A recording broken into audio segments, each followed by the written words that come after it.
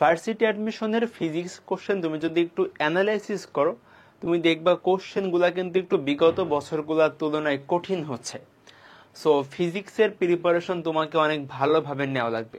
তুমি যদি প্রথম থেকে একটা গোছানো প্রিপারেশন নিতে পারো, তাহলে তুমি পরীক্ষা হলে খুব ভালো আউটপুট দিতে পারবা। বাট তুমি যদি ভালো করে প্রিপারেশন না নাও, তুমি যদি গুছিয়ে পড়াশোনা না করো, তাহলে দেখা যাবে তুমি অনেক পড়েও খুব ভালো আউটপুট দিতে পারবা না। ঠিক আছে? সো আমি এখানে টোটাল 4টা পয়েন্ট লিখে রাখছি। এই 4টা পয়েন্ট আমি এক্সপ্লেন করব। তুমি যদি প্রত্যেকটা পয়েন্ট খুব ভালো করে ফলো করো, তাহলে তোমার খুব সুন্দর একটা প্রিপারেশন ইনশাল্লাহ হয়ে যাবে। তুমি পরীক্ষায় ভালো করে দিয়ে আসতে পারবা। তো চলো আমরা শুরু করি। দেখো, প্রথমত কি করবা, তুমি অনলাইন বা অফলাইন যেখানেই পড়ো না কেন, তোমার কিন্তু একটা ক্লাস নোট বা ক্লাস স্লাইড আছে। ঠিক আছে? তুমি যদি ক্লাসে নোট করো, তাহলে তোমার নোট থাকবে অথবা তোমার ক্লাস স্লাইড থাকবে। তোমার প্রথম কাজ হলো তুমি ক্লাস নোট বা ক্লাস স্লাইডকে খুব ভালো করে রিভিশন দিবা। ঠিক আছে? তুমি ক্লাস নোট বা তোমার ক্লাস স্লাইড যেটা আছে, খুব ভালো করে রিভিশন দিয়ে যাবা।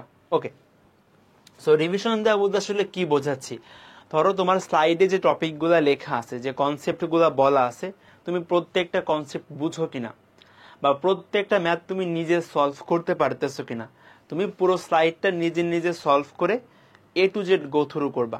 আচ্ছা, সেকেন্ডলি তুমি হচ্ছে ACS এর বই অথবা উদ্ভাসের প্রিপারেশন বুক অথবা অন্য কোনো প্ল্যাটফর্মের ভার্সিটি অ্যাডমিশনের জন্য কোনো বই তুমি চুজ করবা, তুমি সেটা কিনে ফেলবা। তুমি ওই বই থেকে ওই অধ্যায়টা প্র্যাকটিস করবা। ধরো আমি এখন ভেক্টর অধ্যায়টা পড়বো, সো আমি এই বইটা ওপেন করব। যদি আমি ACS এর বইয়ের কথা বলি, এখানে হলো প্রিভিয়াস ইয়ার কোশ্চেনের সাথে টপিক ওয়াইজ বা টাইপ ওয়াইজ তোমার প্র্যাকটিস প্রবলেম দেওয়া আছে। সো তুমি হলো প্রত্যেকটা টাইপের কোশ্চেন নিজে নিজে সলভ করার ট্রাই করবা। না পারলে অ্যান্সার দেখে নিবা, কিন্তু নিজে ট্রাই করবা। উদ্ভাসের কনসেপ্ট বুকের কথা, উদ্ভাসের প্রিপারেশন বুকের কথা বললে, এখানে তোমার প্রত্যেকটা টাইপের কনসেপ্ট বলা আছে, তারপরে টাইপ ওয়াইজ প্রবলেম দেওয়া আছে। তো তুমি প্রত্যেকটা কনসেপ্ট নিজে পড়বা, তুমি পড়ার পরে তুমি হচ্ছে কিন্তু কোশ্চেনগুলো সলভ করা শুরু করবা। ঠিক আছে?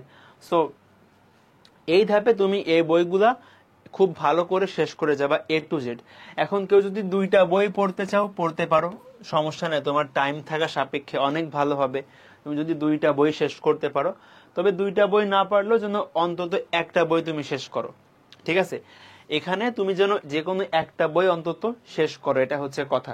যে কোনো একটা শেষ করতে পারলে হবে, বাট 2টা পড়তে পারলে তো আরো অনেক ভালো। ঠিক আছে? একটা ছোট অ্যানাউন্সমেন্ট, তোমরা অনেকে হচ্ছে আমাকে পার্সোনালি ইনবক্স অথবা পেজে নক করে জানতে চাও যে ভাইয়া আপনি পার্সোনালি পড়ান কিনা। তো তোমরা চাইলে আমার কাছে পার্সোনালি পড়তে পারো। তো তুমি হচ্ছে এখানে HSC 2024, 25, 26 বা 27 যে কোনো কেউ চাইলে পড়তে পারবে ইনশাল্লাহ। এবং এখানে তুমি ফিজিক্স, কেমিস্ট্রি, ম্যাথ যে কোনো সাবজেক্টই পড়তে পারবা। সো তুমি এখানে যে কোনো টাইপে পড়তে পারবা তোমার কারেন্ট কন্ডিশন ওয়াইজ।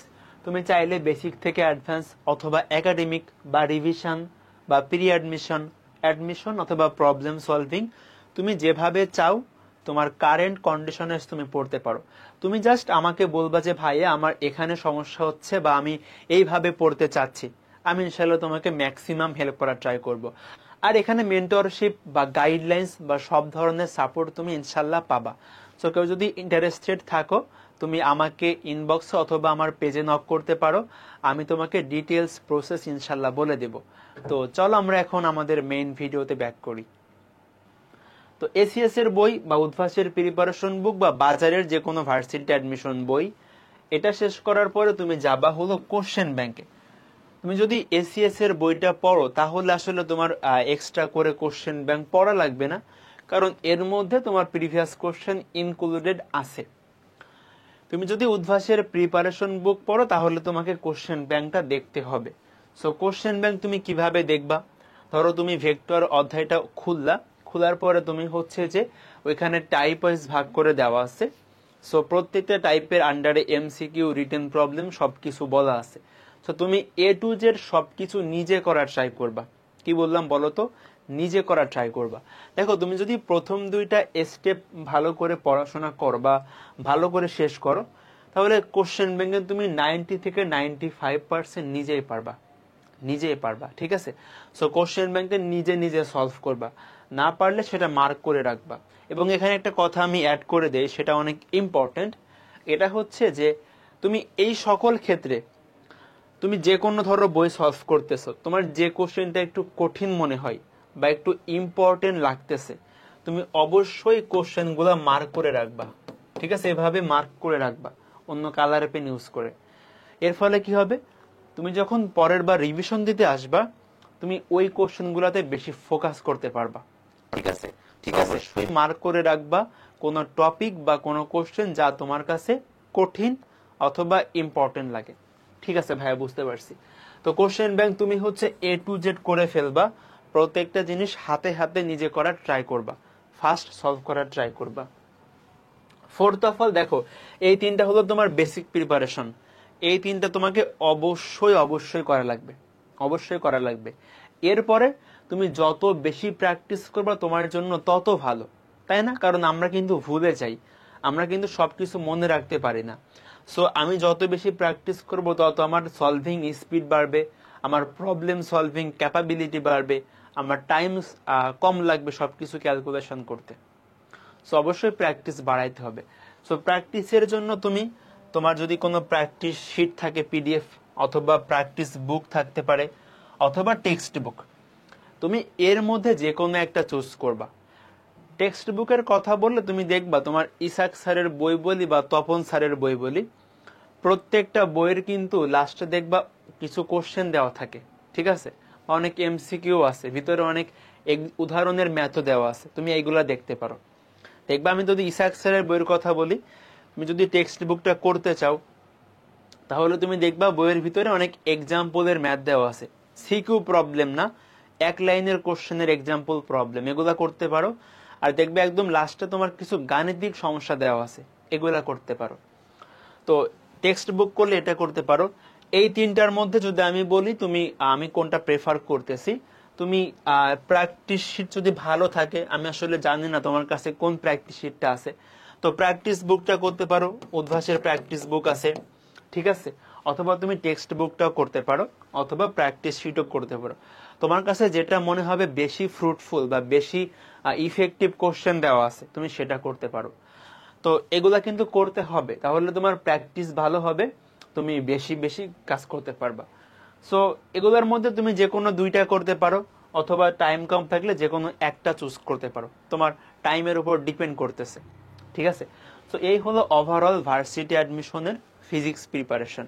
এখন একটা কথা আমি বলি, দেখো এই 4টা স্টেপ তুমি যখন কভার করতে যাবা, তোমার কিন্তু কিছু প্রবলেম বের হবে যে ভাইয়া এটা পারতেছি না, বা এই প্রবলেমটা আসলে হচ্ছে না, এই প্রবলেমটা করতে পারতেছি না, এরকম কিন্তু হবে, এটা স্বাভাবিক। তুমি সবকিছু পারলে তো তুমি মানে হয়ে যাইতোই, বাট তুমি কিন্তু সবকিছু প্রথমবার নাও পারতে পারো।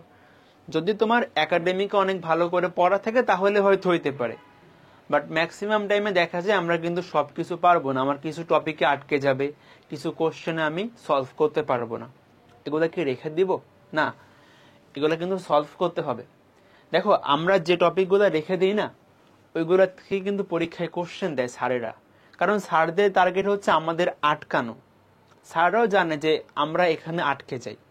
সো অবশ্যই অবশ্যই তুমি এই সবগুলা সলভ করার ক্ষেত্রে তোমার যে প্রবলেমগুলা বের হবে, তুমি সেটা কোনো বড় ভাই অথবা কোনো টিচার এর কাছে তুমি সলভ করে নেবা, তুমি যেভাবে পারো, নো প্রবলেম। ওইটাই ম্যাটার করতেছে না, তোমাকে সলভ করতে হবে, এটা ম্যাটার করতেছে। ওকে, অবশ্যই সলভ করতে হবে, কিন্তু না হলে ওই প্রবলেমগুলো কিন্তু আর সলভ হবে না, তুমি পরীক্ষায় কিন্তু আটকে যাবা। সো আশা করি সবাই সবটুকু বুঝতে পারছো। এরপরও যদি তোমার আরো কোনো কোশ্চেন্স বা আর কোনো গাইডলাইন্স লাগে, তুমি আমার ফেসবুক পেজ অথবা আমার ফেসবুক গ্রুপে পোস্ট করতে পারো, আমি তোমাকে ম্যাক্সিমাম হেল্প করার ট্রাই করব। সো ডেসক্রিপশনে আমার ফেসবুক গ্রুপ বা পেজের লিঙ্ক দেওয়া থাকবে, তুমি চেক করে নিতে পারো। তো আজকের ভিডিওটা এ পর্যন্তই, আমার জন্য সবাই দোয়া কইরো। আসসালামু আলাইকুম ওয়া রাহমাতুল্লাহি ওয়া বারাকাতুহু।